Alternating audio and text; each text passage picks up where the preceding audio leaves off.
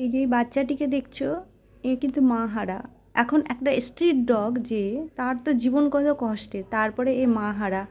হ্যাঁ, আমি তো বলেছি যে আমার গলিতে আরও বাচ্চারা আছে, সেই জন্য আমি একে অ্যাডাপ্ট করতে পারছি না, আর আমাকে বাইরে যেতে হয়।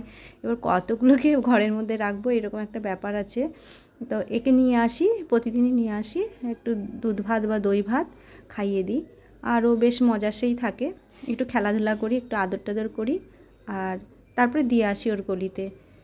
একটু আদরও পায়, খাবারও পায়। ওর মা বেঁচে থাকলে হয়তো রুটিটা মুখে করে নিয়ে আসতো, মার সাথে ঘুরতো। খুব বাচ্চাটা খুবই সুন্দর আর কি, খুবই সুন্দর। কিছু করার নেই। আরও বাচ্চারা আছে, একটা কেমন লাগে আমার, সেই জন্য।